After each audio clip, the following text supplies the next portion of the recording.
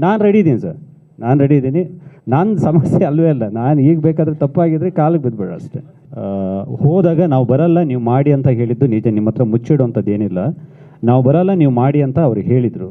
So ಈ ಸಲ ಕೂಡ ಅದನ್ನೇ ಹೇಳಿದ್ರು ಕೂಡ ಹೇಳ್ಬೋದು. ಇದೆ ಅಭಿಮಾನ ಸ್ಟುಡಿಯೋ ವಿಷಯದಲ್ಲಿ ನಾವು ಇಲ್ಲೇ ಆಗಬೇಕಂತ ಅಭಿಮಾನಿಗಳೆಲ್ಲ ನಿಂತ್ವಿ.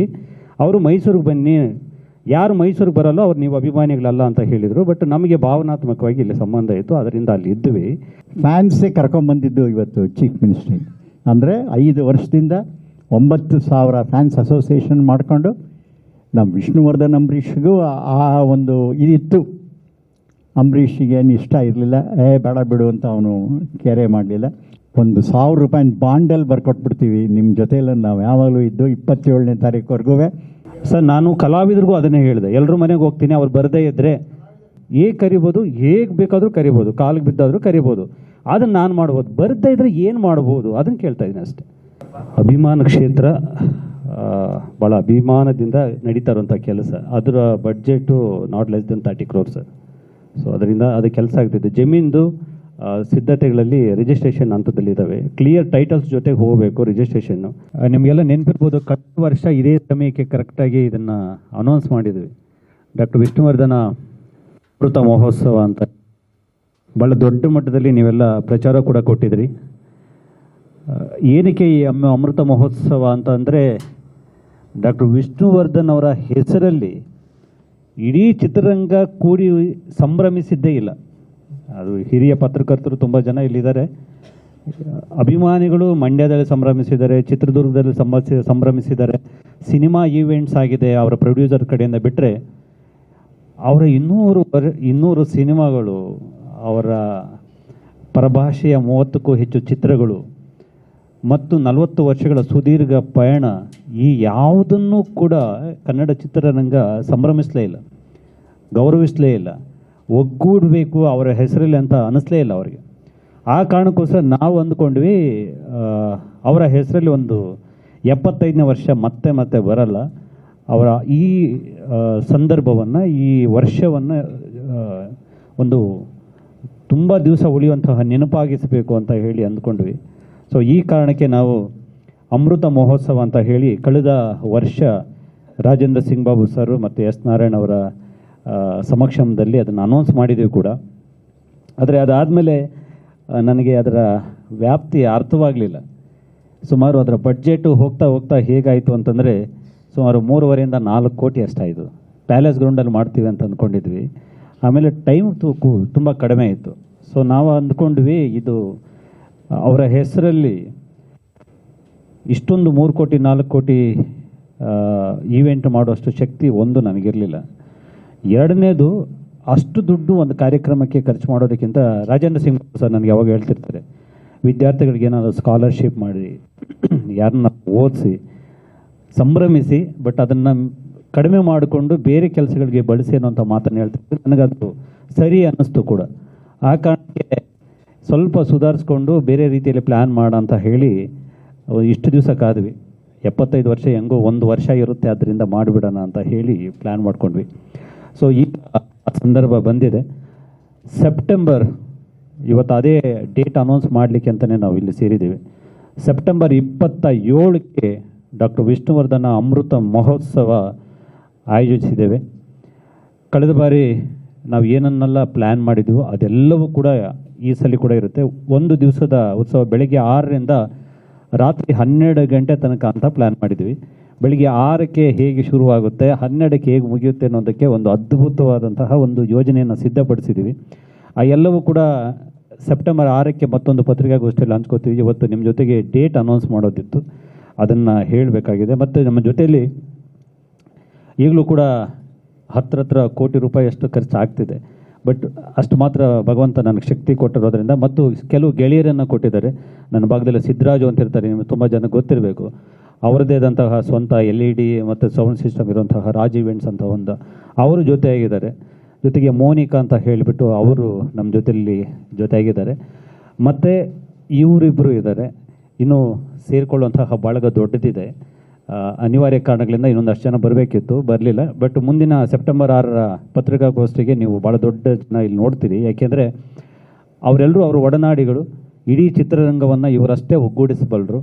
ಇವರನ್ನು ಮುಂದೆ ಇಟ್ಕೊಂಡು ಇಡೀ ವಿಷ್ಣು ಸರ್ ಅವರ ಒಡನಾಡಿಗಳು, ಸಹವರ್ತಿಗಳು, ಅವ್ರ ಜೊತೆ ಸಿನಿಮಾ ಮಾಡಿದಂಥವರು ಎಲ್ಲರನ್ನೂ ಸೇರಿ ಒಂದು 25,000 ಅಭಿಮಾನಿಗಳ ಸಮಕ್ಷಮದಲ್ಲಿ ಈ ಕಾರ್ಯಕ್ರಮ ಆಗುತ್ತೆ. ಬೆಳಿಗ್ಗೆಯಿಂದ ರಾತ್ರಿ ತನಕದ ಕಾರ್ಯಕ್ರಮ. ಟೋಟಲ್ ಬೆಳಿಗ್ಗೆಯಿಂದ ಸಂಜೆ ತನಕ ಬಂದೋಗೋರ ಸಂಖ್ಯೆ ಮಿನಿಮಮ್ ಅಷ್ಟಿರುತ್ತೆ ಅಂತ. ಜಾಸ್ತಿ ಆಗಬೇಕು ಅಂತ ಅಂದ್ಕೊಂಡ್ರು ಕೂಡ ಅಲ್ಲಿ ನಂದಿ ಲಿಂಕ್ ಗ್ರೌಂಡಲ್ಲಿ ಅದು ಸಾಧ್ಯ ಇಲ್ಲ. ಅಟ್ ಎ ಟೈಮ್ ಒಂದು 5,000 ಜನಕ್ಕೆ ಅಷ್ಟೇ ಸೀಟಿಂಗ್ ಇದೆ. ಸೊ ಬೆಳಿಗ್ಗೆಯಿಂದ ಸಂಜೆ ತನಕ ಫುಟ್ಬಾಲ್ ಅಷ್ಟಿರುತ್ತೆ ಅಂತ ಬಿಟ್ಟು ನಾವು ಅಂದ್ಕೊಂಡಿದ್ವಿ. ಅದು ನಮಗೆ ಇದುವರೆಗೂ ಗೊತ್ತಿರೋಂಥದ್ದು. ನಾವು ನೋಡಿದ್ದೀವಿ ಆ ಸಂಖ್ಯೆನ. ಕಳೆದ ಬಾರಿ ಕಟೌಟ್ ಜಾತ್ರೆ ಅಂತ ಮಾಡಿದರೆ ನಿಮಗೆಲ್ಲ ನೆನಪಿದೆ, ಅದು ಲಿಮ್ಕಾ ಬುಕ್ ಆಫ್ ರೆಕಾರ್ಡ್ ಕೂಡ ಆಯಿತು. ಸುಮಾರು 2.25 ಲಕ್ಷ ಜನ, ಪೊಲೀಸವ್ರು ಹೇಳಿದ ಪ್ರಕಾರ 2.25 ಲಕ್ಷ ಜನ ಬಂದಿದ್ದರು. ಅದು ಡಾಕ್ಟರ್ ವಿಷ್ಣುವರ್ಧನ್ ಅವರ ಶಕ್ತಿ. ಸೊ ಈಗ ಈ ಅಮೃತ ಮಹೋತ್ಸವ ಕೂಡ ಹಾಗೆ ಆಗುತ್ತೆ. ಈ ಅಮೃತ ಮಹೋತ್ಸವ ಸಭಾಂಗಣದಲ್ಲಾಗಲ್ಲ, ಇಡೀ ರಾಜ್ಯದಲ್ಲಿ ಆಗುತ್ತೆ. ಅದು ಹೇಗಾಗುತ್ತೆ ಅನ್ನೋಂಥದ್ದಕ್ಕೆ ಒಂದು ನಾವು ಯೋಜನೆಗಳನ್ನು ಸಿದ್ಧಪಡಿಸ್ಕೊಂಡು ಡಾಕ್ಟರ್ ವಿಷ್ಣು ಸೇನಾ ಸಮಿತಿ ಭಾಳ ದೊಡ್ಡ ಸಂಘಟನೆ ವಿಷ್ಣುವರ್ಧನ್ ಅವರ ಅಭಿಮಾನಿಗಳ ಪಾಲಿಗೆ. ಆ ಸಂಘಟನೆ ಇದುವರೆಗೂ ಕರ್ನಾಟಕದ ಸುಮಾರು 200ಕ್ಕೂ ಹೆಚ್ಚು ಶಾಖೆಗಳನ್ನು ಹೊಂದಿರುವಂತಹ ಸಂಘಟನೆ. ಆ ಸಂಘಟನೆ ಮೂಲಕ ರಾಜ್ಯದ ಪ್ರತಿ ಜಿಲ್ಲೆ, ಪ್ರತಿ ತಾಲೂಕಲ್ಲೂ ಕೂಡ ಸೆಪ್ಟೆಂಬರ್ 27 ಒಂದೊಂದು ಅದ್ಭುತವಾದಂತಹ ಒಂದು ಸಂಭ್ರಮಕ್ಕೆ ನಾವೆಲ್ಲ ಸಾಕ್ಷಿ ಆಗ್ತಾ ಇದ್ದೀವಿ. ಇದನ್ನು ಹೇಳಲಿಕ್ಕೆ ನಿಮ್ಮನ್ನು ಮುಖಾಮುಖಿ ಆಗ್ತಾ ಇದ್ದೀನಿ. ದಯವಿಟ್ಟು ಇದನ್ನು ಕಟ್ಟಕಡೆ ಅಭಿಮಾನಿಗೂ ತಲುಪಿಸುವಂತಹ ಕೆಲಸ ನೀವಷ್ಟೇ ಮಾಡಬಲ್ರಿ. ಸೊ ಆ ಯಜಮಾನರ ಬದುಕಿನ ಜೊತೆಗೆ ಅದೆಷ್ಟೋ ಜನ ಇಲ್ಲಿರೋಂಥವ್ರೆಲ್ಲರೂ ಇದ್ದೀರಿ, ನೀವು ನೋಡಿದ್ದೀರಿ. ಅವರಿಗೆ ಈ ಥರದ್ದೊಂದು ಸಂಭ್ರಮ ಆಗಿಲ್ಲ ಅನ್ನೋಂತಹ ನೋವು ನೀವುಗಳು ತುಂಬ ಸಲ ವ್ಯಕ್ತಪಡಿಸಿದ್ದೀರಿ. ಇದು ಆಗಬೇಕಾಗಿತ್ತು ಅಂತ ಕೂಡ ಎಷ್ಟೋ ಜನ ಹೇಳಿದ್ದೀರಿ. ಆ ಕಾರಣಕ್ಕೋಸ್ಕರ ಇದು ಆಗ್ತಿದೆ. ಆ ಸಂಭ್ರಮವನ್ನು ನಿಮ್ಮ ಜೊತೆಗೆ ಹಂಚ್ಕೊಂಡ್ವಿ. ಉಳಿದಿದ್ದನ್ನು ಸುಂದರ ಸರ್ ಮಾತಾಡಬೇಕು ಅಂತ ಕೇಳ್ಕೊತೀನಿ.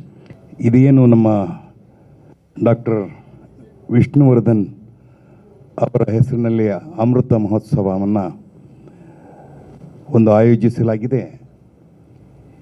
ಇದಕ್ಕೆ ನಾವೆಲ್ಲ ಭಾಗಿಯಾಗ್ತೀವಿ. ಕಾರಣ ಇಷ್ಟೇ,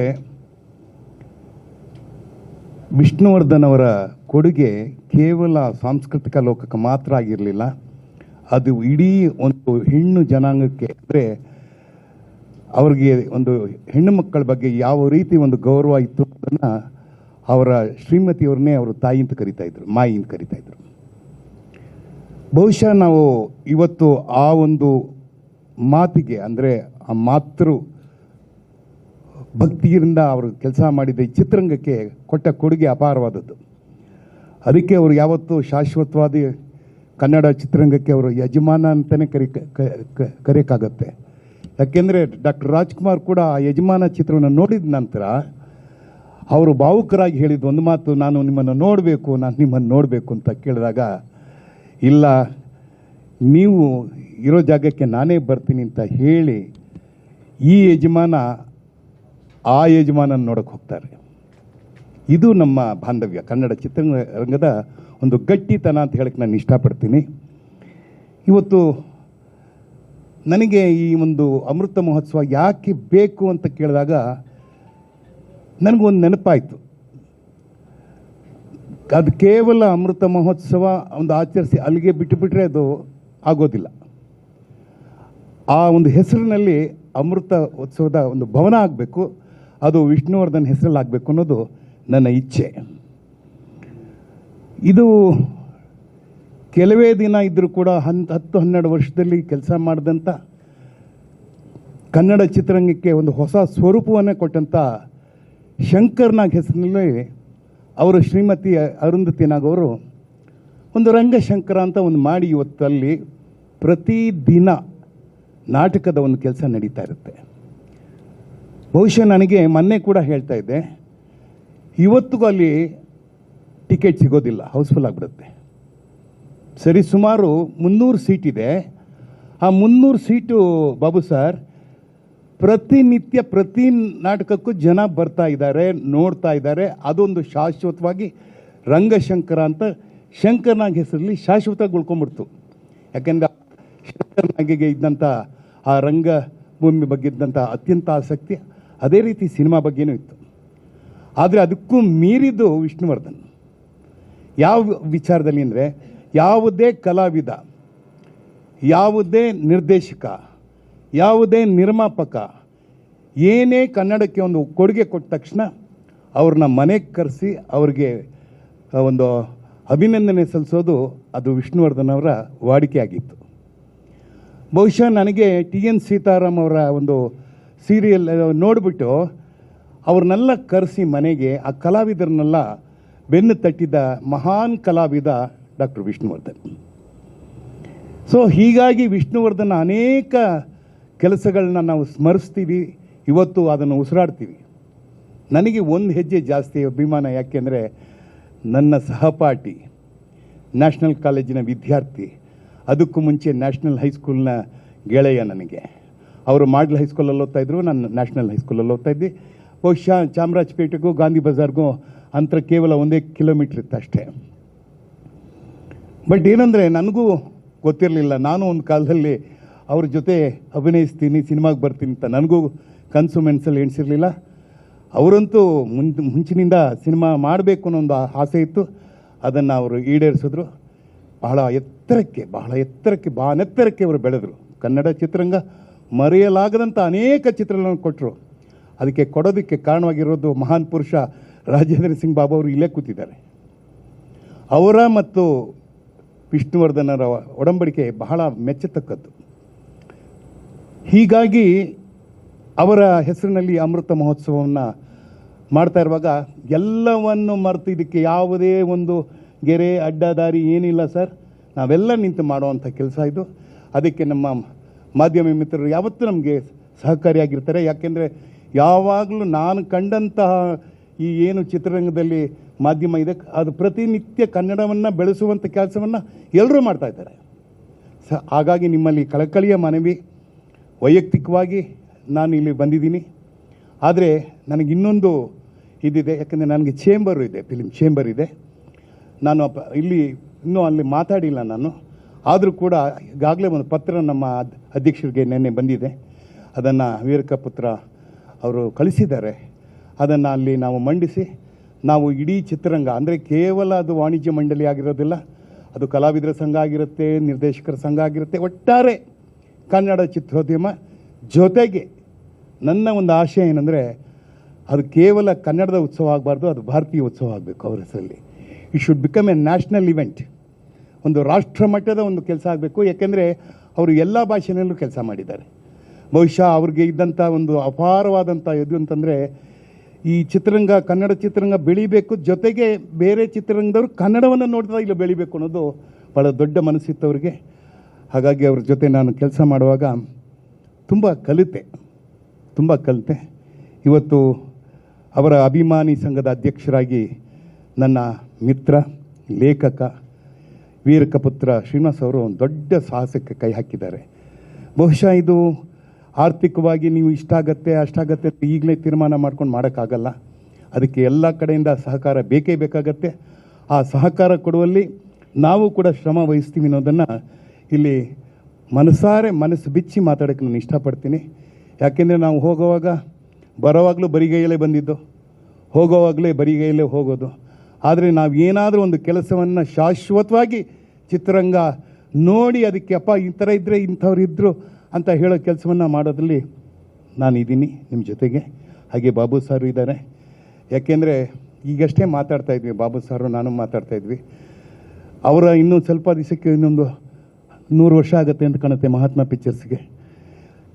75 ಅಲ್ಲ, ಇವತ್ತಿಗೆ 10 ದಿವಸ ಪಿಕ್ಚರ್ ನೋಡ್ಬಿಟ್ರೇ ದೊಡ್ಡ ವಿಷಯ. ಪೋಸ್ಟರ್ 10 ಅಂತ ಹಾಕ್ಬಿಟ್ಟು ದೊಡ್ಡದಾಗಿ ಹಾಕ್ಬಿಡ್ತಾರೆ. ಆದರೆ ಅಂಥದ್ರಲ್ಲಿ ಆ 10 ಪಕ್ಕದಲ್ಲಿ ಇನ್ನೊಂದು 0 ಬಂದು 100 ವರ್ಷ ಮಾಡೋದಿದೆಯಲ್ಲ, ಬಹಳ ದೊಡ್ಡ ಸಾಧನೆ. ನನಗೂ ವಿಷ್ಣುಗೂ ಸಮವಯಸ್ಸು, ನನಗಿಂತ 1 ವರ್ಷ ಅಥವಾ 6 ತಿಂಗಳು ದೊಡ್ಡವರು. ಅವರು ಸೆಪ್ಟೆಂಬರ್ 18, 1950, ನಾನು 2 ಫೆಬ್ರವರಿ 1951. ಆದರೆ 6 ಎತ್ತರಕ್ಕೆ ಬೆಳೆದಂಥ ಆ ಮಹಾನ್ ಮನುಷ್ಯನ ಪಕ್ಕದಲ್ಲಿ ನಾನು 3 ಅಡಿ ಇದ್ದರೂ ಪರವಾಗಿಲ್ಲ. ಹಾಗಾಗಿ ನನ್ನ ವಿಷ್ಣು, ನನ್ನ ಕುಮಾರ, ನನ್ನ ಸಂಪತ್ ಕುಮಾರ, ಅವರ ಕೆಲಸಕ್ಕೆ ನಾನು ಸದಾ ಭಾಗಿಯಾಗಿರ್ತೀನಿ. ನಿಮ್ಮಗಳ ಒಂದು ಸಹಕಾರ ಇರಲಿ. ಇದೇ ಸೆಪ್ಟೆಂಬರ್ 27, 20, 26 ಬೆಳಿಗ್ಗೆ 6ರಿಂದ ರಾತ್ರಿ 12 ಗಂಟೆ ತನಕ ಬೇರೆ ಬೇರೆ ಥರದ ಕಾರ್ಯಕ್ರಮಗಳಲ್ಲಿರುತ್ತೆ. ಅದರಲ್ಲಿ ಚಿತ್ರೋತ್ಸವ ಇರುತ್ತೆ, ರಂಗಭೂಮಿಗೆ ಸಂಬಂಧಪಟ್ಟದ್ದಿರುತ್ತೆ. ಯಾಕೆಂದರೆ ಅವರು ರಂಗಭೂಮಿನಲ್ಲೂ ಕೆಲಸ ಮಾಡಿದ್ದಾರೆ, ಹಾಡುಗಾರಿಕೆ ಇದೆ. ಸೊ ಒಟ್ಟಾರೆ ಇನ್ನೂ ಯೋಜನೆಗಳು ಜಾಸ್ತಿ ಇದೆ. ಸೊ ಅದೆಲ್ಲ ಕೂತು ಚರ್ಚೆ ಮಾಡಿ ನಾವು ಅದನ್ನು ಅನುಷ್ಠಾನಕ್ಕೆ ತರೋಣ. ನನಗೆ ಈ ಒಂದು ಸಭೆಯಲ್ಲಿ ಮಾತಾಡೋಕ್ಕೆ ಅವಕಾಶ ಮಾಡಿಕೊಟ್ಟಂಥ ನಮ್ಮ ಅಧ್ಯಕ್ಷರಾದಂಥ ವೀರಕಪುತ್ರ ಶ್ರೀನಿವಾಸ್ಗೂ, ಬಾಬು ಸಾರ್ಗೂ ಹಾಗೂ ನಮ್ಮ ಮಿತ್ರರು ಮತ್ತು ನನ್ನ ಗೆಳತಿ ತಮಗೂ ಧನ್ಯವಾದಗಳನ್ನ ಹೇಳ್ತೇನೆ. ಮೇಲಾಗಿ ನನಗೆ ಸದಾ ಬೆನ್ನಲ್ಲಿ ನಿಂತಂಥ ನಮ್ಮ ಪತ್ರಿಕಾ ಮಿತ್ರರಿಗೂ ಹಾಗೂ ಮೀಡಿಯಾ ಮಿತ್ರರಿಗೂ ನನ್ನ ನಮಸ್ಕಾರ, ಧನ್ಯವಾದಗಳು. Thank you sir. ಈಗ ರಾಜೇಂದ್ರ ಸಿಂಗ್ ಸರ್ ಅವರ ಮಾತುಗಳಿಗೆ ಕಿವಿಯಾಗುವ ಸಮಯ. ನನಗೆ ವಿಷ್ಣುವರ್ಧನ್ ಅಂದರೆ ನಮ್ಮ ವಿಷ್ಣುವರ್ಧನ್ನ ಒಂದು ಒಡನಾಟ, ಪ್ರೊಫೆಷ್ನಲಿ, ಫ್ಯಾಮಿಲಿ, ಫ್ರೆಂಡ್ಶಿಪ್, ಇವೆಲ್ಲದಕ್ಕೂ ಒಂದು ನಾವಿಬ್ಬರು ಅಂಬರೀಷ್ 3 ಜನನೂ ಬೆಸ್ಟ್ ಫ್ರೆಂಡ್ಸ್ ಆಗಿದ್ವಿ. ಫ್ಯಾಮಿಲಿನಲ್ಲಿ ನಮ್ಮ ಫ್ಯಾಮಿಲಿಲೇನಾಗಲಿ ಅವ್ರ ಫ್ಯಾಮಿಲಿಲೇನಾಗಲಿ ಆ ರಿಲೇಷನ್ನು ಭಾಳ ನಮಗೆ ಹತ್ತಿರ ಇತ್ತು. ಇನ್ನು ಪ್ರೊಫೆಷ್ನಲ್ ರಿಲೇಷನ್ ಇದ್ದೇ ಇದೆ. ಇವತ್ತು ಕನ್ನಡ ಚಿತ್ರರಂಗದ ಚರಿತ್ರೆಯಲ್ಲಿ ಕೆಲವು ಚಿತ್ರಗಳು ನಾನು ವಿಷ್ಣು ಮಾಡಿರೋದು ಉಳ್ಕೊಂಡಿದೆ. ನಿನ್ನೆ ನನಗೆ ಅಮೆರಿಕಾದಿಂದ ಒಬ್ಬರು ಫೋನ್ ಮಾಡಿದರು, ಸರ್ ನಿಮ್ಮ ಮುತ್ತಿನ ಹಾರದು ಒಂದು ವ್ಯೂಸು ನೋಡಿದ್ದೀರಾ ಸರ್ ನೀವು ಅಂತ ಕೇಳಿದ್ರು. ಇಲ್ಲಪ್ಪ ನಾನು ಅದನ್ನು ನೋಡಿಲ್ಲ ಅಂತ. ಅವರು ಕಳಿಸ್ಕೊಟ್ರು.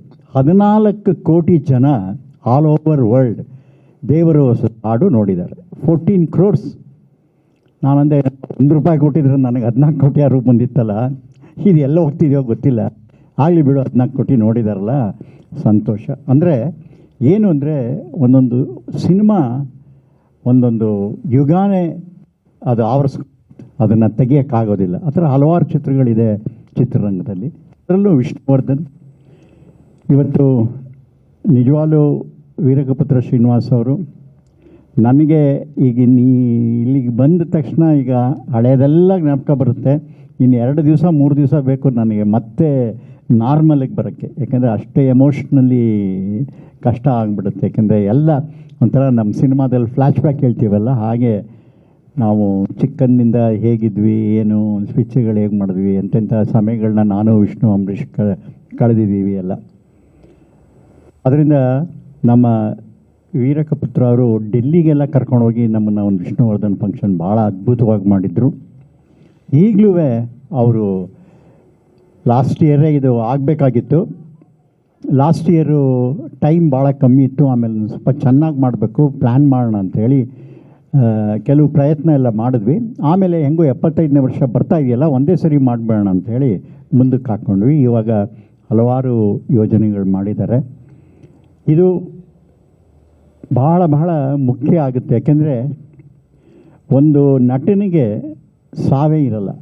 ಫಿಸಿಕಲಿ ಸತ್ತಿರ್ಬೋದು, ಆದರೆ ಸ್ಕ್ರೀನ್ ಮೇಲೆ ಸಾಯೋಕ್ಕೆ ಆಗಲ್ಲ. ಈ ವಿಲ್ ಬಿ ಎವರ್ ಗ್ರೀನ್. ಯಾಕಂದ್ರೆ 200 ಪಿಕ್ಚರ್ ಮಾಡಿ 1 ಜನ್ರೇಷನ್ ಅಲ್ಲ, 2 ಜನ್ರೇಷನ್ 3 ಜನ್ರೇಷನ್ ನೋಡ್ತಾನೆ ಇರ್ತಾರೆ. ಏಕೆಂದರೆ ಅಂಥ ಒಂದು ವ್ಯಕ್ತಿತ್ವ, ಅಂಥ ಒಂದು ನಟ. ಆಮೇಲೆ ಕೆಲವು ವಿಚಾರದಲ್ಲಿ ನಟರು ಸ್ವಾರ್ಥ ಇರ್ತಾರೆ, ಒಪ್ಕೊಳ್ಳಲ್ಲ ಎಲ್ಲ ಪಾತ್ರಗಳನ್ನೂ. ಬಟ್ ವಿಷ್ಣು ಆ ಥರ ಇಲ್ಲ. ಡೈರೆಕ್ಟ್ರು, ಕತೆ, ಅವೆರಡಕ್ಕೆ ಏನು ಹೇಳಿದ್ರು ಸರಿ, ಮಾಡಬೇಕೇನೋ ಮಾಡ್ತೀನಿ, ಆ ಥರ ಒಬ್ಬ ನಟ. ಇವತ್ತು ಭಾಳ ಕಷ್ಟ. ಇವತ್ತು ನಟರನ್ನ ನೋಡೋಕ್ಕೆ ಕಷ್ಟ, ಕತೆ ಕೇಳೋಕ್ಕೆ ಯಾರೂ ರೆಡಿ ಇಲ್ಲ. ಕಾದಂಬರಿಗಳು ಹೇಳಿದ್ರೆ ದೂರ ಹೊಟ್ಟೋಗ್ಬಿಡ್ತಾರೆ. ಅವ್ರಿಗೆ ಪ್ಯಾನ್ ಇಂಡಿಯಾ ಬೇಕು, ನಮ್ಮ ಕತೆ ಬೇಡ ಅವ್ರಿಗೆ. ಬಟ್ ಆದರೆ ವಿಷ್ಣು ಆ ಥರ ಇಲ್ಲ. ನೀವೆಲ್ಲ ಆ ಕೆರಿಯರ್ನಲ್ಲೇ ಪಿಕ್ಚರ್ಗಳು ನೋಡ್ಕೊಂಬನ್ನಿ, ಆ ಥರ ಮಾಡಿದ ಪಿಕ್ಚರ್ಗಳೆಲ್ಲ ಭಾಳ ವಿಭಿನ್ನವಾದ ಪಾತ್ರಗಳನ್ನ ಸೆಲೆಕ್ಟ್ ಮಾಡಿ ಆಮೇಲೆ ಸೈ ಅಂತ ಪ್ರೂವ್ ಮಾಡಿದ್ದಾರೆ. ಅದು ಇಂಪಾರ್ಟೆಂಟು. ಲಂಚ ಎಲ್ಲಿ ಬೇಕಾದ್ರೂ ಕೊಡ್ಬೋದು, ಆಡಿಯನ್ಸ್ಗೆ ಮಾತ್ರ ಲಂಚ ಕೊಡೋಕ್ಕಾಗಲ್ಲ. ಏನು ಆಡಿಯನ್ಸ್ಗೆ ಹೋಗ್ಬಿಟ್ಟು ನಾವು ನನ್ನ ಪಿಕ್ಚರ್ ಚೆನ್ನಾಗಿದೆ ಹೇಳು, ನನ್ನ ಪಿಕ್ಚರ್ ಚೆನ್ನಾಗಿದೆ ಅಂತ ಹೇಳೋಕ್ಕಾಗೋದೇ ಇಲ್ಲ. ಆಡಿಯನ್ಸು ಅವರು ನೋಡಿ ಬೇಷ್ ಅಂತ ಒಂದು ಸರಿ ಬೆನ್ನು ತಟ್ಬಿಟ್ಮೇಲೆ ಅದು 100% ಪ್ಯೂರ್ ಗೋಲ್ಡ್. ಅದು ಆ ಥರ ಒಂದು ವಿಷ್ಣುವರ್ಧನ್ ಅವರ ಅಭಿನಯ. ಇವತ್ತಿಗೂ ಎಷ್ಟೋ ಸಬ್ಜೆಕ್ಟ್ಗಳು ಓದ್ತಾ ಇದ್ದರೆ ನನಗೆ ವಿಷ್ಣುವೇ ಮೈಂಡಿಗೆ ಬಂದು ಹೋಗುತ್ತೆ, ಯಾರು ಇಲ್ವಲ್ಲಪ್ಪ ಮಾಡೋದಕ್ಕೆ ಅಂತ. ಈ ಥರದ್ರಲ್ಲಿ ಒಂದು ದೊಡ್ಡ ಸಾಹಸಕ್ಕೆ ಕೈ ಹಾಕಿದ್ದಾರೆ.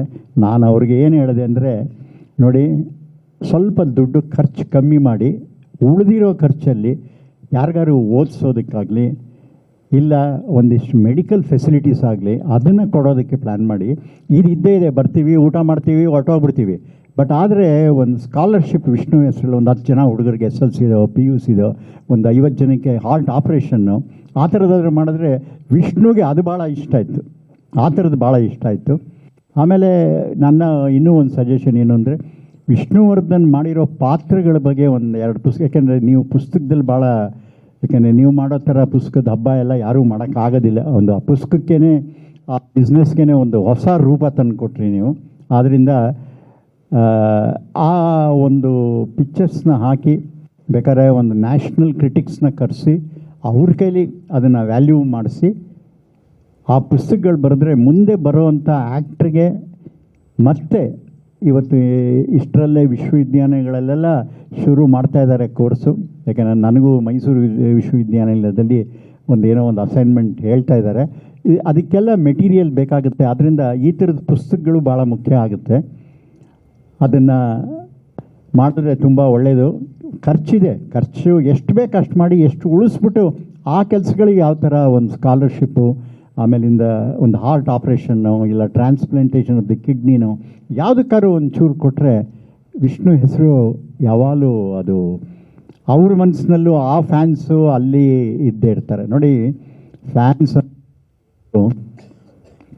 ವಿಜಯ್ ಒಂದು ಉದಾಹರಣೆ. ಫ್ಯಾನ್ಸೇ ಕರ್ಕೊಂಬಂದಿದ್ದು ಇವತ್ತು ಚೀಫ್ ಮಿನಿಸ್ಟ್ರಿಗೆ. ಅಂದರೆ 5 ವರ್ಷದಿಂದ 9,000 ಫ್ಯಾನ್ಸ್ ಅಸೋಸಿಯೇಷನ್ ಮಾಡಿಕೊಂಡು ನಮ್ಮ ವಿಷ್ಣುವರ್ಧನ್ ಅಂಬರೀಷ್ಗೂ ಆ ಒಂದು ಇದಿತ್ತು. ಅಂಬರೀಷಿಗೆ ಏನು ಇಷ್ಟ ಇರಲಿಲ್ಲ, ಬೇಡ ಬಿಡು ಅಂತ ಅವನು ಕೇರೆ ಮಾಡಲಿಲ್ಲ. ವಿಷ್ಣುವರ್ಧನ್ಗೂ ಮೊದಲಿಂದ ಪಾಲಿಟಿಕ್ಸ್ಗೇನೂ ಬರಲಿಲ್ಲ. ಹಾಗಾದ್ರೂ ಆ ಫ್ಯಾನ್ಸ್ದು ಪವರ್ ಆಫ್ ದಿ ಫ್ಯಾನ್ಸ್ ಇದೆಯಲ್ಲ, ಇವತ್ತು ಅದು ಮೊದಲಿಂದ ತಮಿಳ್ನಾಡಲ್ಲಿ ಇದ್ದೇ ಇದೆ, ಆಂಧ್ರ ಪ್ರದೇಶದಲ್ಲಿದೆ. ಇವತ್ತು ಏನು ಮಟ್ಟಕ್ಕೆ ಅವರು ಬಂದಿದ್ದಾರೆ, ಏನು ಕೆಲಸ ಮಾಡ್ತಿದ್ದಾರೆ ಅನ್ನೋದು ನಮಗೆಲ್ಲ ಗೊತ್ತೇ ಇದೆ. ಆದ್ದರಿಂದ ಈ ಒಂದು ಸಂದರ್ಭದಲ್ಲಿ ತಮ್ಮ ಸಹಕಾರ ಭಾಳ ಮುಖ್ಯ.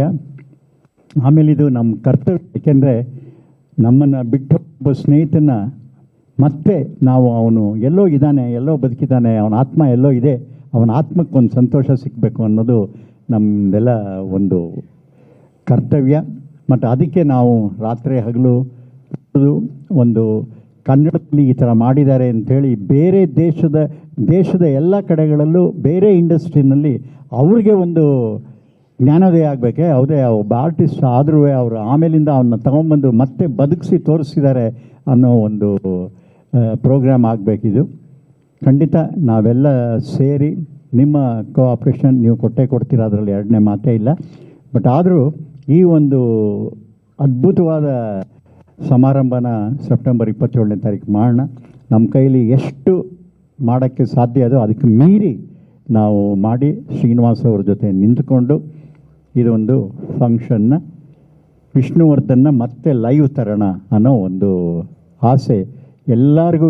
ಅವರ ಫ್ಯಾನ್ಸು, ಆರ್ಟಿಸ್ಟು, ಎಷ್ಟು ಜನ ಇವತ್ತಿಗೂ ನಾನು ಎಲ್ಲಿ ಹೋದರೂ, ಯಾವ ಮದುವೆಗೆ ಹೋಗಲಿ ಎಲ್ಲೋಗಲಿ, ಹೆಂಗಸರು ಫಸ್ಟು ವಿಷ್ಣುವರ್ಧನ್ನ, ಸಾರ್ ವಿಷ್ಣುವರ್ಧನ್. ನನ್ನನ್ನು ಮುಟ್ಬಿಟ್ಟು ಅವರು, ಸರ್ ನೀವು ವಿಷ್ಣುವರ್ಧನ್ ಜೊತೆಲಿದ್ರಲ್ಲ, ನಿಮ್ಮನ್ನು ಮುಟ್ಟಿದ್ರೆ ವಿಷ್ಣುವರ್ಧನನ್ನು ಮುಟ್ಟಿದಂಗೆ ಆಗುತ್ತೆ ಅಂತೇಳಿ ಮದುವೆಗಳಲ್ಲಿ ಫಂಕ್ಷನ್ಗಳಲ್ಲಿ ವಿಷ್ಣುವರ್ಧನ ಅಷ್ಟು ಹೃದಯದಲ್ಲಿ ಇಟ್ಕೊಂಡಿದ್ದಾರೆ 6 ಕೋಟಿ ಕನ್ನಡಿಗರು. ಈ ಒಂದು ಸಮಾರಂಭ ನನಗೆ ಇಲ್ಲಿ ಕರೆದು, ನಾನು ಏನು ಬೇಡ ನಾವು ಕೆಲಸ ಮಾಡ್ತೀವಿ ಅಂತ, ಇಲ್ಲ ಸರ್ ನೀವು ಬನ್ನಿ ಅಂತ ಹೇಳಿದ್ರು. ಸರಿ ಅಂಥೇಳಿ ನಿಮ್ಮನ್ನು ಎಲ್ಲರನ್ನೂ ಭೇಟಿ ಮಾಡ್ದಂಗೆ ಆಯಿತು. ಮತ್ತು ಶ್ರೀನಿವಾಸ್ ಅವ್ರಿಗೆ ಮತ್ತೊಮ್ಮೆ ಧನ್ಯವಾದಗಳು. ಮತ್ತು ನಾವು ಒಂದು 1,000 ರೂಪಾಯಿನ ಬಾಂಡಲ್ಲಿ ಬರ್ಕೊಟ್ಬಿಡ್ತೀವಿ ನಿಮ್ಮ ಜೊತೆಯಲ್ಲಿ. ನಾವು ಯಾವಾಗಲೂ ಇದ್ದು 27ನೇ ತಾರೀಕುವರೆಗೂ ನಿಮ್ಮದು ಫಂಕ್ಷನ್ ಮುಗಿಸಿ ವಿಷ್ಣುವರ್ಧನನ್ನು ಒಂದು ಲೈವ್ ತೋರಿಸೋಣ ಎಲ್ಲ ಕಡೆಗೆ ಅಂತ. Thank you sir. ಇದಿಷ್ಟು ಮಾತುಗಳು ಸೆಪ್ಟೆಂಬರ್ 27ರ ಕುರಿತಾಗಿ. ಸಿದ್ದರಾಜ್ ಅವರೇ, ಇಷ್ಟು ದೊಡ್ಡ ಕಾರ್ಯಕ್ರಮ ಫಸ್ಟ್ ಟೈಮು ವಿಷ್ಣು ಸರ್ನ ಆಗ್ತಾ ಇರೋದು. ಇದರಲ್ಲಿ ನಮಗೆ ಒಂದು ಅವಕಾಶ ಮಾಡಿಕೊಟ್ಟ ವಿಷ್ಣು ಸೇವಾ ಸಮಿತಿಗೆ, ಶ್ರೀನಿವಾಸ್ ಸರ್ಗೆ ಧನ್ಯವಾದ ಹೇಳ್ತೀನಿ. ಹಾಗೂ ಸರ್, ರಾಜೇಂದ್ರ ಸರ್ ಆಗಲಿ, ಸುಂದರ್ ಸರ್ ಆಗಲಿ, ಇವರೆಲ್ಲ ಇರೋದ್ರಿಂದ ಇಡೀ ಇಂಡಸ್ಟ್ರಿ ಭಾಗವಹಿಸುತ್ತೆ. ತುಂಬ ಅದ್ಭುತವಾಗಿ ಕಾರ್ಯಕ್ರಮ ನಾವು ಪ್ಲ್ಯಾನ್ ಮಾಡಿದ್ದೀವಿ. ಈವನ್ ಸ್ಟೇಜ್ ಆಗಲಿ, ಬ್ರ್ಯಾಂಡಿಂಗ್ ಆಗಲಿ, ವೆನ್ಯೂ ಬ್ರ್ಯಾಂಡಿಂಗ್ ಆಗಲಿ, ಆ್ಯಂಡ್ ಪಾತ್ರೆ ಆಗಲಿ, ಪ್ಲಾನಿಂಗ್ ಸಮೇತ ಮಾಡ್ತಾ ಇದ್ದೀವಿ. ಧನ್ಯವಾದ. ಫಸ್ಟ್ ಟೈಮ್ ನಮಗೆ ವಿಷ್ಣು ಸರ್ ಅಂತ ಈವೆಂಟ್ ನಾವು ಯಾರ ಹತ್ರ ಮಾತಾಡಿದ್ರು everybody has a white smile on their face. ತುಂಬ ಖುಷಿ ಪಡ್ತಾರೆ. ಆ್ಯಂಡ್ ಅವ್ರ ತೆರೆ ಮೇಲೆ ಎಷ್ಟು ಒಳ್ಳೆ ವ್ಯಕ್ತಿನೋ ತೆರೆ ಹಿಂದೆನೂ ಅಷ್ಟೇ ಬ್ಯೂಟಿಫುಲ್ ವ್ಯಕ್ತಿ ಅಂತ ನಾವು ಇವಾಗ ಆರ್ಗನೈಸ್ ಮಾಡಬೇಕಾದ್ರೆ ನಮಗೆ ಸಾಕಷ್ಟು ಸ್ಟೋರೀಸ್ ಅವ್ರ ಬಗ್ಗೆ ಆಗಲಿ, ಅವ್ರ ಕೆಲವೊಂದು ಲೈಫ್ ಐಡಿಯಲ್ಸ್ ಕೇಳಿ ತಿಳ್ಕೊಳ್ಳೋದಾಗಲಿ, ಸುಮಾರು ಈ ಥರ ನಮಗೆ ಸಿಚುವೇಶನ್ಸ್ ಬಂದಿದೆ. So it is not just merely an event, it is celebrating his life. ಒಬ್ಬರು ವ್ಯಕ್ತಿ ತೀರೋದ್ಮೇಲೆ ಅವ್ರು ನಿಜವಾಗ್ಲೂ ಗಳಿಸಿರೋದು ಆಸ್ತಿ ಅಂದರೆ ದ ಫ್ಯಾನ್ಸ್ ಆ್ಯಂಡ್ ಜನರು ಯಾರು ಅವ್ರಿಗೂ ಖುಷಿಪಟ್ಟು ಅವ್ರನ್ನ ಜ್ಞಾಪಿಸ್ಕೊಂಡು ನಗ್ತಾರೋ ಅವ್ರನ್ನ ನಾವು ನಿಜವಾಗ್ಲೂ ಅದನ್ನ ನೋಡಿ ನಾವು ಒಬ್ರದ್ದು ಹಿರಿಮೆ ಗುರ್ತಿಸ್ಬೇಕು. So we are very happy, very grateful. And Veerakaputra sir has done a great job. ನಾವು ಅವರಿಗೆ ಸಹಾಯ ಮಾಡ್ತಾ ಇದ್ದೀವಿ on the of the stage. A lot of instances and ತುಂಬ ಕತೆಗಳೆಲ್ಲ ಕೇಳಿ ಖುಷಿ ಆಗುತ್ತೆ. ನಮಗೂ ಕಲಿಯೋದು ತುಂಬ ಇದೆ ಅನ್ನೋದು ಇದರಿಂದ ಗೊತ್ತಾಗ್ತಾ ಇದೆ. ಆ್ಯಂಡ್ ಸಿದ್ದರಾಜು ಅವರಾಗಲಿ, ರಾಜೇಂದ್ರ ಸರ್, ಆಮೇಲೆ Sundararaj sir, everybody are very support asking for it. Thank you. ಇದಿಷ್ಟು. ಇದ್ರ ಜೊತೆಗೆ ಇನ್ನೊಂದು ಹೆಸರು ತಗೊಂಡ್ಬಿಟ್ಟು ನಾನು ಮಾತು ಮುಗಿಸ್ತೀನಿ, ಆಮೇಲೆ ನೀವು ಪ್ರಶ್ನೆ ಕೇಳ್ಬೋದು. ಮೊನ್ನೆ ರಾತ್ರಿ ಕಿಚ್ಚ ಸುದೀಪ್ ಸರ್ ಹತ್ರ ಹೋಗಿದ್ದೆ. ನಾನು ವಿಷ್ಣು ಸರ್ಗೆ ಸಂಬಂಧಪಟ್ಟ ಯಾವುದೇ ಕೆಲಸ ಇದ್ದರೂ ಕೂಡ ದೊಡ್ಡ ಮಟ್ಟದ ನನ್ನ ಕೈ ಮೀರಿ ಆಗಿದ್ದಕ್ಕೆಲ್ಲದೂ ಕೂಡ ನಾನೊಂದು ವ್ಯಕ್ತಿನ ನಂಬಿ ಕೂತಿರ್ತೇನೆ. ಸೊ ಅದರಲ್ಲಿ ಕಿಚ್ಚ ಸುದೀಪ್ ಸರ್ ಕೂಡ ಒಬ್ಬರು. ಮೊನ್ನೆ ತುಂಬ ವಿಸ್ತೃತವಾದ ಚರ್ಚೆ ಆಯಿತು. ಸೊ ಅವರು ಈ ಅಮೃತ ಮಹೋತ್ಸವವನ್ನು ತುಂಬ ದೊಡ್ಡ ಮಟ್ಟದಲ್ಲಿ ಮಾಡೋಣ ಅನ್ನುವಂತಹ ಮಾತನ್ನು ಹೇಳಿ ಅವರು ಪ್ರಥಮ ವ್ಯಕ್ತಿಯಾಗಿ ಭಾಗವಹಿಸೋಕ್ಕೆ ಒಪ್ಕೊಂಡಿದ್ದಾರೆ. ಅವರಿಗೆ ಈ ವೇದಿಕೆ ಮೂಲಕ ಧನ್ಯವಾದಗಳನ್ನು ಹೇಳ್ತಾ, ಈಗ ನಿಮ್ಮ ಪ್ರಶ್ನೆಗಳೇನಾದರೂ ಇದ್ದರೆ ಒಳಗಾಗ್ತೇನೆ. Thank you. ನನಗೆ ಆಪ್ತವಾಗಿರುವಂತಹ ಎಲ್ಲರ ಜೊತೆಗೆ ಮಾತನಾಡಿದ್ದೀನಿ. ನನಗೆ ಪರಿಚಯ ಇಲ್ಲದಂಥವ್ರಿಗೆ ಸರ್ ಇದ್ದಾರೆ, ಇವರಿದ್ದಾರೆ, ಇನ್ನೊಂದಷ್ಟು ಜನ ಇದ್ದಾರೆ. ಮತ್ತು ಅಲ್ಲಿಂದನೇ ಸುದೀಪ್ ಸರ್ ಕಡೆಯಿಂದನೂ ಒಂದಷ್ಟು ಜನರಿಗೆ ಫೋನ್ ಮಾಡಿಸುವಂಥದ್ದು. ಬಟ್ ನನ್ನ ಉದ್ದೇಶ ಸರ್, ಅಭಿಮಾನಿಗಳು ಮಾಡೋದಾದರೆ ಮಾಡಿಬಿಟ್ಟಿದ್ದೆ. ನಾವು 2 ಲಕ್ಷ ಜನರ ಸೇರಿ ಮಾಡಿಬಿಟ್ಟಿದ್ವಿ. ಅದ್ರ ಶಕ್ತಿನೇ ಬೇರೆ ಅದು. ಬಟ್ ಇಡೀ ಚಿತ್ರರಂಗ ಒಗ್ಗೂಡಿ ಮಾಡೋದು, ಅದರಿಂದ ಯಾರನ್ನೂ ಬಿಡಲ್ಲ. ಪ್ರತಿಯೊಬ್ಬರ ಮನೆ ಬಾಗಿಲಿಗೆ ಹೋಗಿ ಕರೆದು ಬರ್ತೇವೆ. ಬರದೇ ಇದ್ದರೆ ನೀವೆಲ್ಲ ವಿಚಾರಿಸ್ಕೊಳ್ಳಿ, ಬಟ್ ಎಲ್ಲರನ್ನೂ ಕರಿತೀವಿ. ಹಾಂ,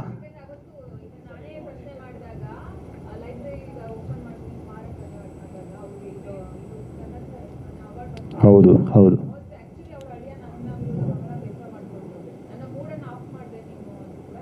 ಓಕೆ,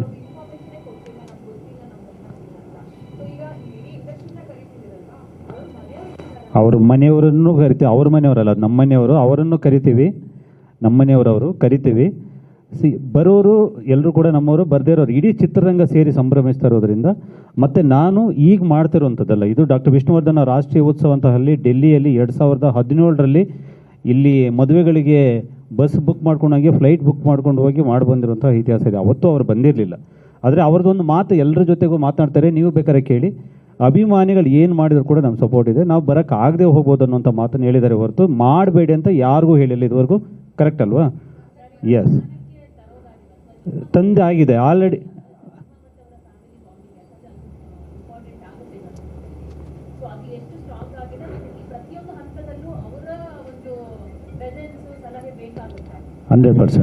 ಹಂಡ್ರೆಡ್ ಪರ್ಸೆಂಟ್ ಅವರ ಸಲಹೆ ತಗೊಂಡೇ ಮುಂದಕ್ಕೆ ಹೋಗ್ತೀವಿ. ಆಗದೆ ಇದ್ದಾಗ ವಿಧಿ ಇಲ್ಲ, ಹೋಗ್ತೀವಿ. ಬಟ್ ಇಂಥದ್ದು ಸಂಭ್ರಮ ಆಗಲೇಬೇಕಾಗಿದೆ, ಮಾಡ್ತೀವಿ.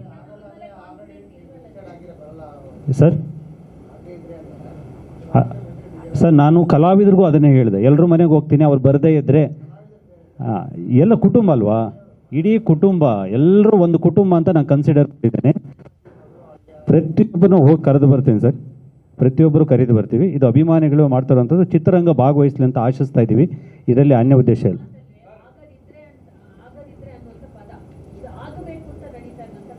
ಹೌದು, ಏನು ಮಾಡೋಕ್ಕಾಗೋದು? ಅಲ್ಲಲ್ಲ, ಕಾನ್ಫಿಡೆಂಟ್ ಅಲ್ಲ. ಈಗ ನಾನು ಏನು ಮಾಡ್ಬೋದು, ಕರಿಬೋದು, ಕರಿಬೋದು, ಹೇಗೆ ಬೇಕಾದರೂ ಕರಿಬೋದು, ಕಾಲಿಗೆ ಬಿದ್ದಾದರೂ ಕರಿಬೋದು. ಅದನ್ನು ನಾನು ಮಾಡ್ಬೋದು. ಬರ್ತಾ ಇದ್ರೆ ಏನು ಮಾಡ್ಬೋದು ಅದನ್ನು ಕೇಳ್ತಾ ಇದ್ದೀನಿ ಅಷ್ಟೇ. ನಾನೇನು ಮಾಡ್ಲಿಕ್ಕೆ ಸಾಧ್ಯ? ಅಲ್ಲ, ನಾನು ಅದನ್ನು ಹೇಳಿಲ್ಲ. ಅವ್ರು ಬರಬಹುದಲ್ವಾ? ನೀವು ಬರಲ್ಲ ಅಂತ ಹೆಂಗೆ ನಿರ್ಧಾರ ಮಾಡೋದು? ಹೌದು ಹೌದು.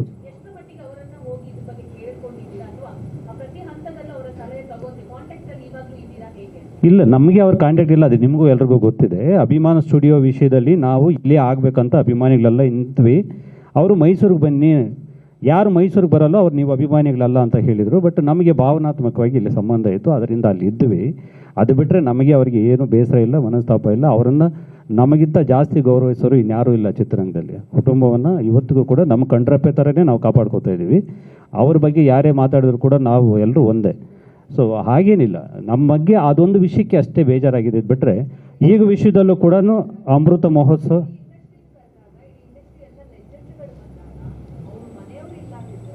ಇಲ್ಲ, ಕರಿತೀವಿ ಮೇಡಮ್.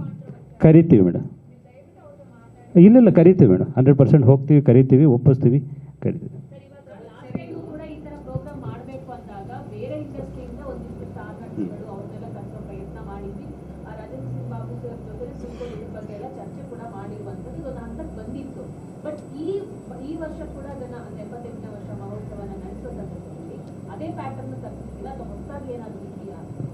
ಈ ಸಲ ಕೂಡ ಅವರ ಜೊತೆಗೆ ನಟಿಸಿದಂತಹ ಎಲ್ಲ ಕಲಾವಿದರನ್ನು ಕರೆಸಬೇಕು ಅನ್ನೋಂಥ ಉದ್ದೇಶ ಇದೆ.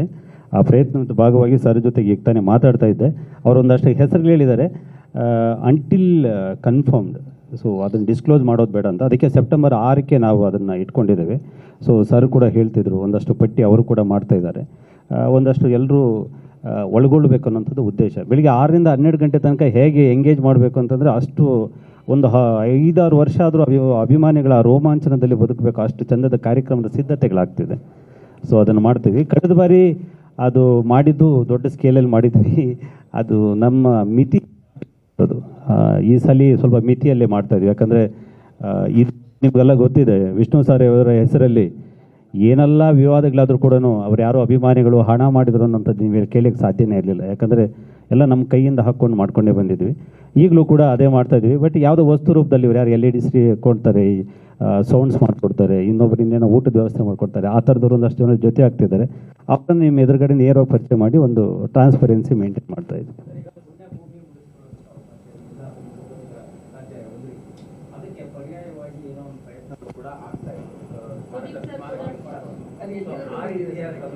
ಅಭಿಮಾನ ಕ್ಷೇತ್ರ ಭಾಳ ಅಭಿಮಾನದಿಂದ ನಡೀತಾ ಇರುವಂಥ ಕೆಲಸ. ಅದರ budget not less than 30 crores sir. So ಅದರಿಂದ ಅದು ಕೆಲಸ ಆಗ್ತಿದೆ. ಜಮೀನ್ದು ಸಿದ್ಧತೆಗಳಲ್ಲಿ ರಿಜಿಸ್ಟ್ರೇಷನ್ ಹಂತದಲ್ಲಿದ್ದಾವೆ. ಕ್ಲಿಯರ್ ಟೈಟಲ್ಸ್ ಜೊತೆಗೆ ಹೋಗಬೇಕು ರಿಜಿಸ್ಟ್ರೇಷನ್ನು, ಮತ್ತೆ ವಿವಾದ ಆಗಬಾರ್ದು ಅಂತ 1-2 ಅಡೆತಡೆಗಳಿದ್ವು. ಅದನ್ನು ಕೂಡ ಬಗೆಹರಿಸ್ಕೊಂಡು ಇಂಟರ್ನಲ್ಲಿ ರಿಜಿಸ್ಟ್ರೇಷನ್ ಆದರೆ, ಈ ಪುತ್ರಿದು ನಾವು 25 ಅಡಿ ಪುತ್ರಿ ಅನೌನ್ಸ್ ಮಾಡಿದ್ವಲ್ಲ, ಆ ಮೇಕಿಂಗು ಪ್ರೋಸೆಸ್ಸಲ್ಲಿದೆ, ಅದು ಕೆಲಸ ಆಗ್ತಿದೆ ಸರ್. ಅದು ಅಭಿಮಾನದಲ್ಲಿ ಮಾತಾಡಿದ್ದು. ಆ್ಯಕ್ಚುಲಿ ಈ ಪ್ರಾಜೆಕ್ಟ್ ಎಷ್ಟು ದೊಡ್ಡದಿದೆ ಅಂದರೆ, ಎಸ್ಟಿಮೇಟ್ ಮಾಡಿದಾಗ ಈಗಲೂ ಕೊಡಬಾರ್ದು ಅಂತ ಇದ್ದೀನಿ, ಅದು ಇನಾಗ್ರೇಷನ್ ತನಕ. ಯಾಕೆಂದರೆ ವಿಷ್ಣು ಸರ್ ಅಂತಂದ್ರೇ ವಿವಾದಗಳಾಗಿರೋದ್ರಿಂದ ಅಲ್ಲಿ ಯಾರು ಏನೇನಾಗ್ತಾರೆ, ನಾವು ಅಲ್ಲಿ 4-5 ಜಾಗಕ್ಕೆ ನಾನು ಹೋಗಿ ಬಂದೆ ಅಷ್ಟೇ. ಅಲ್ಲಿ ಯಾರೋ ಒಬ್ಬರು ನೋಡಿದರೆ ಆ ಜಾಗದಲ್ಲಿ ಮಾರನೇ ದಿವಸ ಎಷ್ಟೊಂದು ಬೋರ್ಡ್ಗಳು ಬಿದ್ದು ಅಂತಂದರೆ, ಇಲ್ಲೇನೋ ಬರೋ ಸಾಧ್ಯತೆ ಇದೆ, ವೀರಪುತ್ರ ಇಲ್ಲಿ ಬಂದು ಹೋಗಿದ್ದಾನೆ, ಇಲ್ಲಿ ಬರ್ಬೋದು, ಇಲ್ಲಿ ಆಗಬಾರ್ದು, ಈ ಥರದ್ದು ಏನೇನೋ ಆಗೋಯ್ತು. ಅದಕ್ಕೆ ಅದನ್ನು ತುಂಬ ಗುಟ್ಟಾಗಿಟ್ಟಿದ್ವಿ. ಸೊ ಅದು ಅಲ್ಲ, ಅದಕ್ಕೆ ಸ್ವಲ್ಪ ಸಮಸ್ಯೆಗಳನ್ನ ಕ್ಲಿಯರ್ ಮಾಡ್ಕೊಂಡ್ಮೇಲೆ ನಮ್ಮ ಜಮೀನಲ್ಲಿ ನಾವು ಮಾಡ್ಕೊಂಡ್ರೆ ಏನಂತೆ ಅಲ್ಲಿವರೆಗೂ. ಎಸ್ ಎಸ್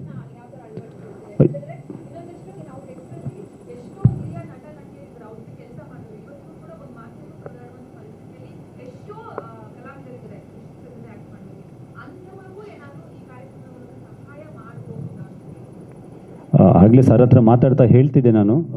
ಅವ್ರ ಜೊತೆಗೆ ಜೊತೆಯಲ್ಲಿ ಕೆಲಸ ಮಾಡಿದಂಥ ಎಲ್ಲರನ್ನೂ ಕೂಡ ವೇದಿಕೆ ಕರೆಯುವಂತಹ ಉದ್ದೇಶ ಇದೆ. ಸಹಾಯ ಮಾಡೋ ಶಕ್ತಿ ನನಗಿಲ್ಲ. ಸೊ ಏನಾದರೂ ಒಂದು ಮಾಡ್ಬೋದು ಅನ್ನೋದ್ರೆ, ಅದೇ ಇವರು ಹೇಳಿದ್ರಲ್ಲ, ಒಂದು ಅಮೃತ ಮಹೋತ್ಸವ ಭವನ ಆಗಬೇಕು ಅನ್ನೋಂಥದ್ದು, ಅದು ಸರ್ಕಾರಕ್ಕೆ ಒಂದು ಪ್ರಪೋಸಲ್ ಕೊಡ್ತೇವೆ, ಅದೊಂದು ಆಗ್ಬೋದು. ಬಟ್ ನನಗೆ ಮೊದಲು ನಿಮಗೆ ಒಂದು 3-4 ವರ್ಷಗಳ ಹಿಂದೆ ಬಹುಶಃ ಚೇತನ್ ಸರ್ ಗೊತ್ತಿರಬೇಕು, ಒಂದು ವಿಷ್ಣು ಸರ್ ಅವರ ಹೆಸರಲ್ಲಿ ಒಂದು ಈ ಕೋಚಿಂಗ್ ಅಕಾಡೆಮಿ ಮಾಡಬೇಕು ಅನ್ನೋಂಥದ್ದು ಉದ್ದೇಶ ಇದೆ. ಮತ್ತು ಮಕ್ಕಳಿಗೆ ಒಂದಷ್ಟು ನಿಜವಾಗ್ಲೂ ಹೆಲ್ಪ್ ಆಗಬೇಕು ಅನ್ನೋಂಥದ್ದು, ಆ ಥರದ್ದೊಂದು ಈ ವರ್ಷದಲ್ಲಿ ಆದರೂ ಈ ಅಮೃತ ಮಹೋತ್ಸವದ ನಂತರದಲ್ಲಿ ಒಂದು ಶೈಕ್ಷಣಿಕವಾಗಿ ಏನಾದರೂ ಅವರ ಹೆಸರಲ್ಲಿ ಮಾಡುವಂಥ ಉದ್ದೇಶ ಇದೆ.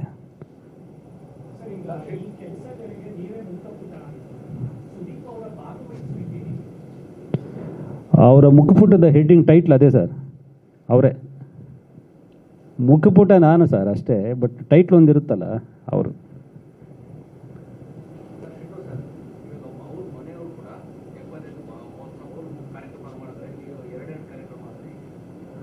ಇಲ್ಲ ಸರ್, ಅವ್ರು ಸೆಪ್ಟೆಂಬರ್ 18ಗೆ ಮಾಡಿದರೆ ಅದು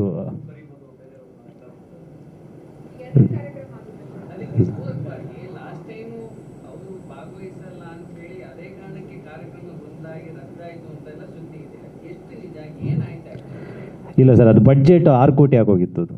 ಸರಿ 3.5 ಕೋಟಿ. ಸೊ ಅದರಿಂದ ಅದು ನಿಂತಿದ್ದು. ಸೊ ಮತ್ತು ಅದು ಹೋದಾಗ ನಾವು ಬರಲ್ಲ ನೀವು ಮಾಡಿ ಅಂತ ಹೇಳಿದ್ದು ನಿಜ, ನಿಮ್ಮ ಹತ್ರ ಮುಚ್ಚಿಡುವಂಥದ್ದು ಏನಿಲ್ಲ, ನಾವು ಬರಲ್ಲ ನೀವು ಮಾಡಿ ಅಂತ ಅವ್ರು ಹೇಳಿದರು. ಸೊ ಈ ಸಲ ಕೂಡ ಅದನ್ನೇ ಹೇಳಿದ್ರು ಕೂಡ ಹೇಳ್ಬೋದು, ಬಟ್ ಈ ಸಲ ಒಪ್ಪಿಸ್ತೀವಿ.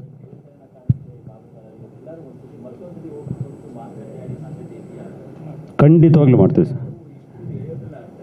ಹಾಂ ಆಗಲಿ, ಇಲ್ಲ ಸರ್, ಆಗಲಿ ಸರ್. ಎಲ್ಲ ಒಂದ್ಸಲಿ ನೀವುಗಳು ಬಂದುಬಿಡಿ ಸರ್, ಏನಾಗುತ್ತೋ ಅಲ್ಲಿ ಬೈಸ್ಕೊಳ್ಳೋದಾರು ಬೈಸ್ಕೊಬೇಡ, ಹೋಗ್ಬಿಟ್ಟು ಮಾತಾಡ್ಕೊಂಡು ಬಂದ್ಬಿಡೋಣ. ನನಗೆ ನಿಜವಾಗ್ಲೂ ಇದನ್ನು ಮುಂದುವರಿಸೋ ಉದ್ದೇಶ ಇಲ್ಲ, ಏನೂ ಇಲ್ಲ ಸರ್. ನನಗೊಂದು ಉದ್ಯಮ ಇದೆ, ನಾನು ಸಾಹಿತ್ಯ ಲೋಕದಲ್ಲಿ ಏನು ಕೆಲಸ ಮಾಡ್ತೀನಿ ನಿಮ್ಗೆ ಗೊತ್ತಿದೆ, ಈ ಹೆಸರು ಹೇಳ್ಕೊಂಡು ಬದುಕಬೇಕಾಗಿಲ್ಲ ನಿಮ್ಗೆ ಗೊತ್ತಿದೆ. ಬಟ್ ಇದು ನಿಜವಾಗ್ಲೂ ಒಂದು ಅಭಿಮಾನ. ಒಂದು ಕೆಲಸ ಏನೋ ತಪ್ಪಾಗಿದೆ ಅಂದರೆ ಸರಿಪಡಿಸ್ಕೊಬೇಡೋಣ. ನಾನು ರೆಡಿ ಇದ್ದೀನಿ ಸರ್, ನಾನು ರೆಡಿ ಇದ್ದೀನಿ. ನನ್ನ ಸಮಸ್ಯೆ ಅಲ್ವೇ ಅಲ್ಲ, ನಾನು ಈಗ ಬೇಕಾದರೆ ತಪ್ಪಾಗಿದ್ರೆ ಕಾಲಿಗೆ ಬಿದ್ದುಬೇಡ ಅಷ್ಟೇ. ಅದೇ 17 ವರ್ಷ ಮೊನ್ನೆ ತನಕ ಚೆನ್ನಾಗಿತ್ತು ಸರ್. ಅದು ಅಭಿಮಾನ ಸ್ಟುಡಿಯೋ ಅಲ್ಲಿಗೆ ಹೋದಾಗ ಅದು ಸಮಸ್ಯೆ ಅಷ್ಟೇ. ಹೋಗೋಣ ಮೇಡಮ್, ನಿಮ್ಮ ಉತ್ಸಾಹ ನೋಡ್ತಾ ಇದ್ರೆ ಈಗಲೇ ಹೋಗೋ ಥರ ಇದ್ದೀರಿ. ಸ್ವಲ್ಪ ಕೆಲಸ ಇದೆ, ಮುಗಿಸ್ಕೊಂಡು ಪ್ಲ್ಯಾನ್ ಮಾಡೋಣ.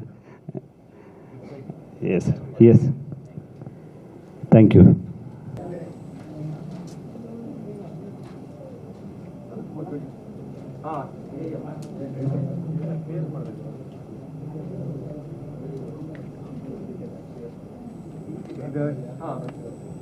ಬಾಬು ಸರ್ ನೀರು ಬರ್ತಾ ಇದೆಯಾ? ತಿರುಗಿದೆಯಾ?